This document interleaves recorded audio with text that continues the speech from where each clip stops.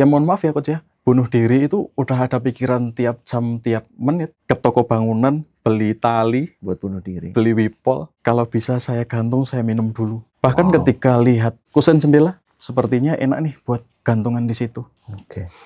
Coach kasih solusi. Jadi gini coach, Yes. saya benar-benar menyesal menikah sebenarnya. Wah, kenapa? Kapan selesai? Saya selesainya itu sekitar tahun kemarin 2024. 2024 itu masa gugatannya itu sekitar bulan Februari. Ketika saya sedang outing perusahaan. Kau digugat istri saat kau lagi outing. Iya betul. Ceritanya gimana? Supaya kami dapat gambaran dan yang diharapkan apa olehmu dari obrolan ini. Jadi ceritanya itu awal 1 bulan pertama itu ya enjoy seperti pengantin baru. Terus bulan ketiga tepatnya itu semuanya itu serba, menurut saya sih serba berat gitu. Karena dari saya juga kerap diperbandingkan dengan teman-temannya, dengan rekan-rekannya. Itu perasaanmu atau ucapan dia? Ucapan dia. Temen aku udah naik pangkat loh. Temen aku baru masuk akpol katakanlah.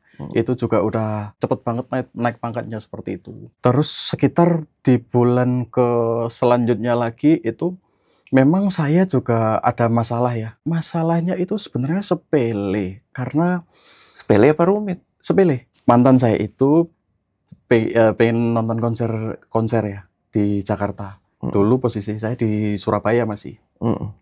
Dan saya ini tinggal di mana? Di Surabaya dulu. Nonton konser di Jakarta karena juga ada rumah tantenya. Saya juga nggak ngizinin sebenarnya. Lah itu marah besar. Dan akhirnya tetap. Kau marah besar atau dia marah besar? Dianya yang marah. Okay. Saya cuma nganjurin jangan dulu deh. Anggapan saya itu biar ya mulus-mulus aja lah. Itu karena di bulan keberapa?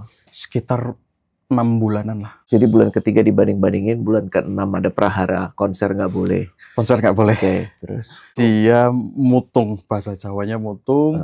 Terus dia tetap berangkat dan nggak pulang-pulang sampai sekitar 4 bulan setelah itu. Dan itu benar-benar nggak ada kabar, cuma sekedar udah makan apa belum, terus udah berangkat kerja apa belum, cuma sekedar itu aja. Kau bertanya atau dia bertanya? Saya yang nanya, terus dia juga yang nanya gitu. Oh, jadi masih ada hubungan. Masih ada komunikasi. Betul. Bukan blas hilang gitu. Kenapa gak dijemput? Iya, saya masih kerja posisinya. Karena di Surabaya kan, sebelum di Jakarta ini. Yang bikin saya sakit hati ya, lebih baik kamu gak usah tanya kabar aku deh. Oh, dia minta selesai di situ. Betul. Apa kok tiba-tiba dari tadi komunikasi baik-baik jadi kayak begitu? Memang menurut saya sih agak temperamen ya.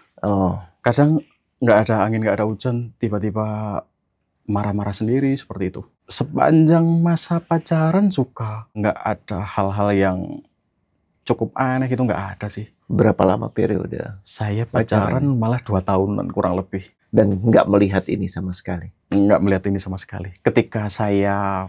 Atau nggak mau melihat ini sama sekali? Karena lagi rumongso, lagi jatuh cinta. Bisa jadi.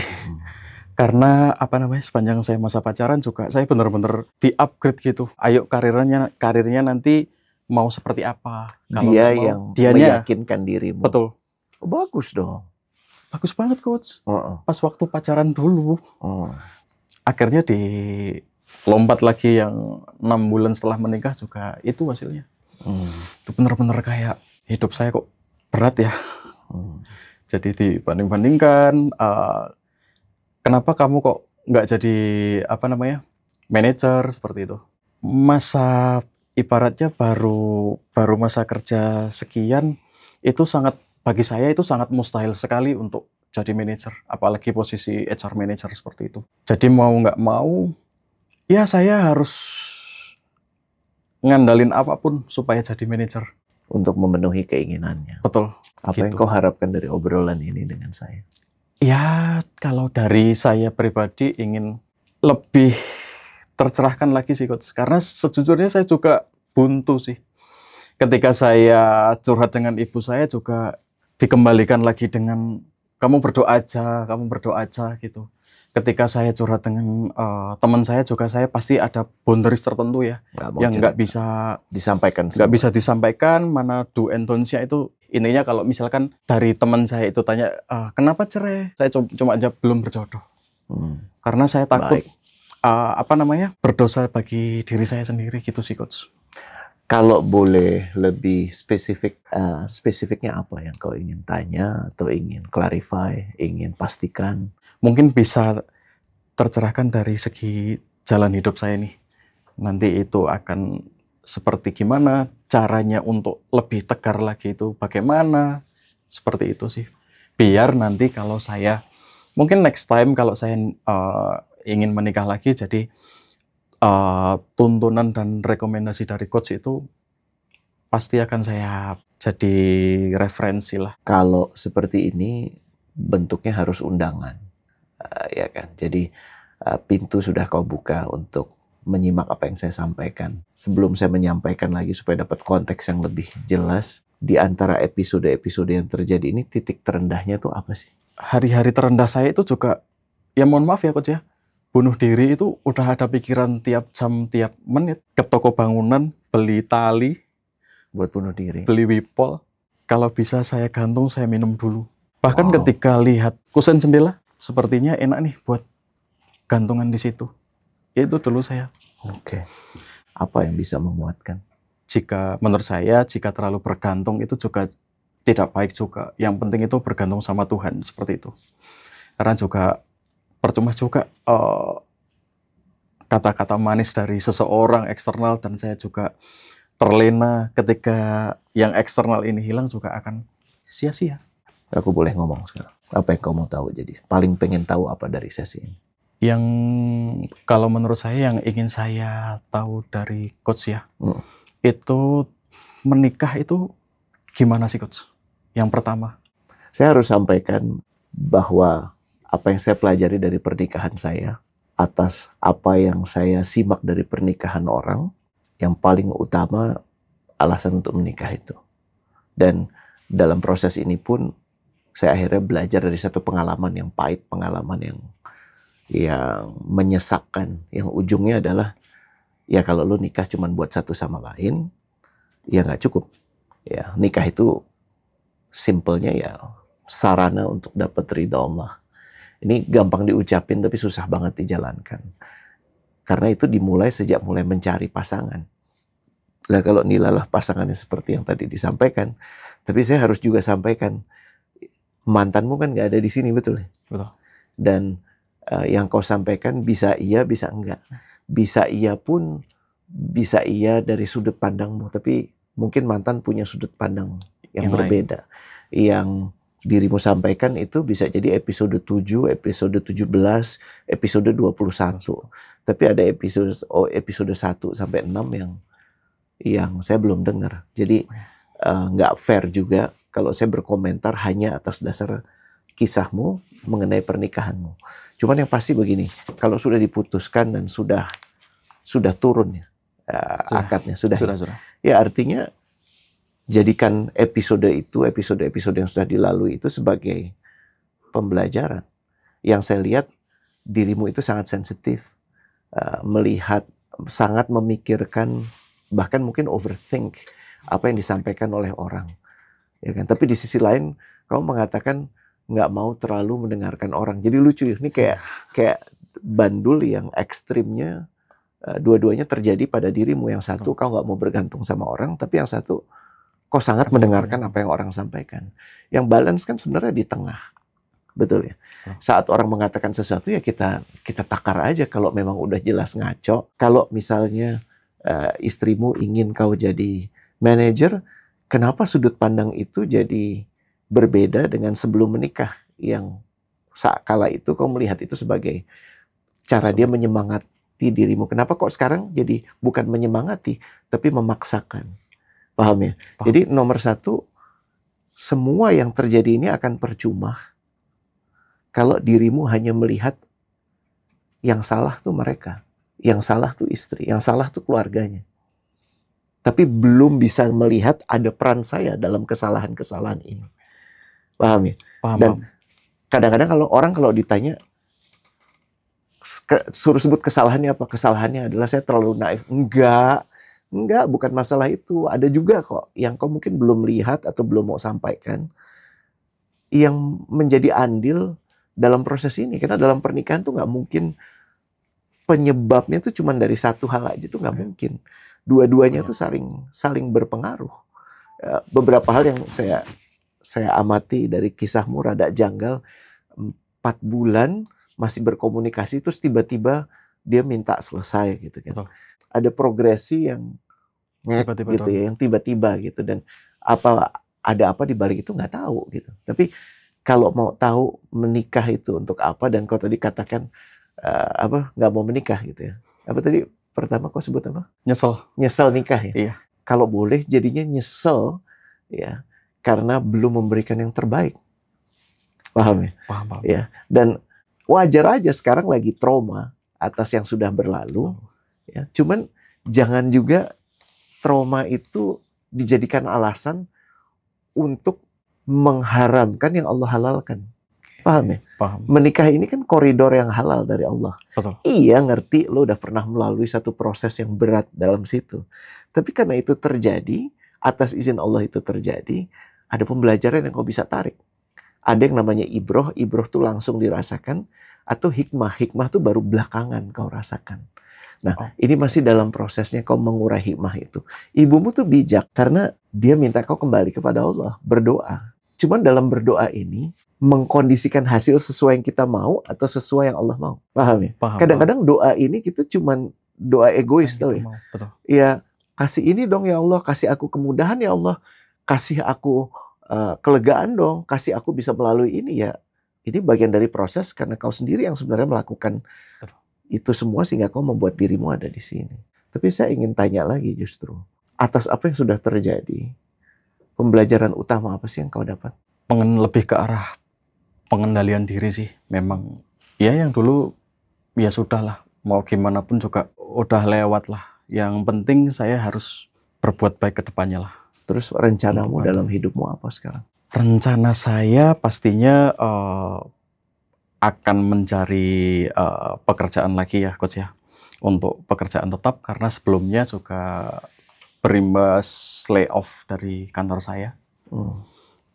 Yang kedua itu pastinya akan membuat ya usaha lebih lagi untuk side hustle. Baik itu terkait dalam hal karir gitulah. Entah itu sharing atau pembuatan CV atau gimana gitu sih. Entah gratis atau yang biaya terjangkau gitu. Ya setidaknya untuk bisa membantu lah. Itu baik sekali. Yang saya maksud rencana hidup jangka panjang. Kau 30 tahun. Yang tadi disampaikan tuh horizon bulanan ke depan. Betul. Yang saya tanya justru yang horizonnya lebih luas dari itu. Gitu kan. Atas apa yang sudah terjadi padamu itu memang ada peruntukan dari Allah. Untuk bisa merasakan keputusasaan sehingga mempertimbangkan bunuh diri itu dahsyat gitu ya. Dan bayangkan berapa banyak orang yang melalui hal yang sama.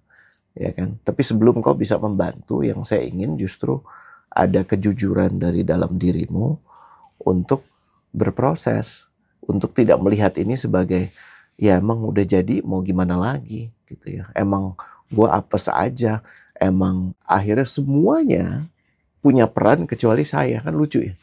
Kecuali diri sendiri ini gitu. Nah, apa bentuk peranmu sih atas apa yang sudah terjadi sehingga pembelajaran terbaik tuh dari situ justru, bro? Mungkin untuk lebih jangka panjangnya, mungkin saya ingin menjadi laki-laki atau pria yang lebih dewasa, lebih bertanggung jawab juga, dan nggak melihat kesalahan kecil jangan dibesar-besarkan mungkin, atau lebih berkompromi. Kalau boleh, ketimbang menggunakan kata-kata kompromi, karena kalau kompromi itu aku kalah separuh, kamu kalah separuh. Tapi kata-kata yang lebih tepat mungkin konsensus. Jadi menyepakati konsensus bersama. Betul. Dan sedapat mungkin itu dicapai sebelum menikah. Keluarga ini apa sih peruntukannya? Peran saya apa sih? Peranmu apa sih? Kalau bertanya soal akan selalu dibandingkan, ada dua emang kita dibandingkan atau kita merasa dibandingkan. Kadang-kadang kalau udah terlalu sensitif, sebenarnya maksudnya bukan itu, tapi kita merasa seperti dibanding-bandingkan. Dan bagian itu menurutku juga perlu dirimu dalami. Apa sih yang memicu saya sehingga orang tuh kalau merasa dibandingkan, clue-nya sebenarnya ada ketidaknyamanan pada diri dia saat ini. Ketidaknyamanan itu tanda belum bisa mensyukuri apa yang sudah ada di sini. Kenapa? Karena saya mudah sekali digerakkan untuk merasa dibandingkan dengan yang lain. Sementara kalau saya bersyukur dengan keadaan saya sekarang, bersyukur itu bukan nggak ngapa-ngapain, diem aja pasrah gitu ya. Bersyukur karena kita tahu atas apa yang Allah titipkan ke kita sudah optimalkan. Nah, dan syukur itu merupakan basis yang kuat banget. Jadi dirimu tuh nggak mudah untuk merasa dibandingkan gitu ya. Kadang-kadang kan kultur kita saat ini terlebih kau main TikTok gitu kan, walaupun katanya untuk konten ya. Iya, betul. Itu nggak bisa pasti terlatih untuk melihat perbandingan. Padahal kita nanti nggak akan dibandingkan dengan yang lain. Hidup kita, ya yang ditanyakan adalah semua yang kita pilih dalam hidup ini, semua yang kita ucapkan, tindakan kita. Tapi kita sekarang saat ini sibuk membandingkan, paling gampang yang kasat mata, apa yang dia punya dan apa yang saya nggak punya. Atau apa yang dia punya lebih, apa yang saya punya kurang. Itunya kali bro, mungkin bisa diidentifikasi ya, gimana cara untuk mengusung rasa syukur. Syakara itu esensinya diberi sedikit, memberi banyak. Coba diulang. Diberi sedikit, memberi banyak. Nah, tapi itu pun juga jebakan. Kau diberi sedikit atau banyak? Diberi banyak. Yes. Kau bisa jalan kan? Bisa. Ya, kau menyempatkan diri datang dari Madiun ke sini, keren banget. Betul. Itu semua atas usahamu, betul kan? Betul. Usaha yang Allah izinkan, betul nggak? Betul. Bisa melihat dengan mata sendiri. Dan kau menjadi lebih kaya saat ini karena kau sudah melalui satu pengalaman yang tidak banyak orang melalui itu. Berinteraksi dengan perempuan walaupun belum berhasil kali ini, ya, tapi sedang dibukakan pintu lain asalkan kita mau menjaga diri untuk lebih bersyukur. Ya, tapi kalau yang dikejar adalah jadi manajer, itu cuman box saja, buang box. Ngerti ya? Box itu bisa relevan, bisa enggak. Komentar tentang istri, mantan, kau sudah benar karena kau selalu mengatakan tidak ada kecocokan. Ya, atas apa yang sudah diceritakan tadi, biarkan ini jadi rekaman buat pembelajaran orang. Ya, tapi jangan ungkit itu lagi. Ya, kau sudah jadi manusia yang berbeda dengan istrimu, mantan istrimu, dan sudah mempunyai jalan hidup masing-masing. Sampai di titik di mana kau bisa mengatakan, oh, kejadian ini semuanya rupanya untuk itu ya. Nah, baru di situ kau bisa mengatakan, ya, saya bersyukur saya sudah melalui ini. Karena kalau mensyukuri hal yang baik gampang. Kalau mensyukuri hal yang kita nggak suka, hal yang nyebelin, nah di situ justru baru naik kelasnya. Apalagi? Udah sih, selain itu mungkin next time-nya saya ketika nanti saya membuka usaha, kalau misalkan partneran dengan pasangan, next time-nya harus tanda tangan di atas kertas lah. Ini bagian yang ini aku belum dengar. Kenapa nih? Kembali lagi pada saya waktu sebelum saya skripsi, ya kira-kira waktu COVID ya. Itu saya mikir, pastinya yang pertama itu nantinya cari kerja itu akan susah sekali. Terus yang kedua, coba yuk bikin usaha bareng pada waktu itu. Terus yang ketiga, market yang nggak ada matinya itu fresh graduate. Bisnis apa kalau boleh tahu? Bisnis coaching, training tentang fresh graduate yang ingin dapat kerja gitu sih. Oh, keren. Terus? Itu pasarnya gede banget, Coach. Serius. Itu udah banyak teman-teman klien yang udah dapat kerja, yang udah dapat kerja di daerah pertambangan, sektor pertambangan, BUMN. Baik itu ada juga peranmu yang adalah sebagai coach mereka. Iya, salah satunya saya. Istri juga? Juga sama. Saya yang ngajarin sebenarnya. Template CV itu gini loh, yang oke, yang nggak bertele-tele dan lain-lain sebagainya gitu. Jalan seiringnya waktu semuanya akhirnya jadi sengketa kan pada waktu itu. Tapi kan kau pengisinya. Betul. Minta tolong ke pengacaranya untuk saving, kalau ini tuh usaha dia, bukan usaha bersama. Dan akhirnya juga peran ibu lagi. Kamu lepasin aja semuanya, nggak usah minta 1 rupiah pun, 1 sen pun. Percaya sama ibu, nanti akan diganti berkali-kali lipat. Menurutku baik karena kau punya begitu banyak talenta untuk melakukan itu kembali kan. Karena mesinnya kan ada di dirimu. Jadi kalaupun digunakan cuman chassisnya, nggak ada mesinnya kan percuma. Didoakan lancar. Amin. Kalau memang sudah menunjukkan traction yang baik, apalagi ada valuasi sebesar itu, artinya memang sudah ada marketnya. Kenapa nggak memulai dengan nama yang lain? Betul. Kalaupun ada partner dengan kesepakatan baru yang baik. Tapi yang disampaikan lagi-lagi, dengar ibumu benar-benar paham mekanika yang nggak nampak gitu ya. Nggak usah takut. Ya, orang yang namanya rezeki itu nggak akan salah alamat. Tinggal masalah kita gimana memproses ini dengan baik gitu. Nggak melihat itu sebagai alasan untuk kita misuh-misuh. Tapi justru, alhamdulillah atas apa yang sudah terjadi saya dapat banyak sekali pelajaran. Aku tunggu kiprahmu selanjutnya kalau gitu. Untuk bantu anak-anak muda kita. Employability rate kita itu belum pernah serendah ini. Tahu ya? Iya. Ya, dan kalau kau bisa melakukan bagian dari situ ya baik sekali. Oke? Oke. Makasih banyak ya. Sama-sama. Sudah datang. Bismillah. Coach kasih solusi.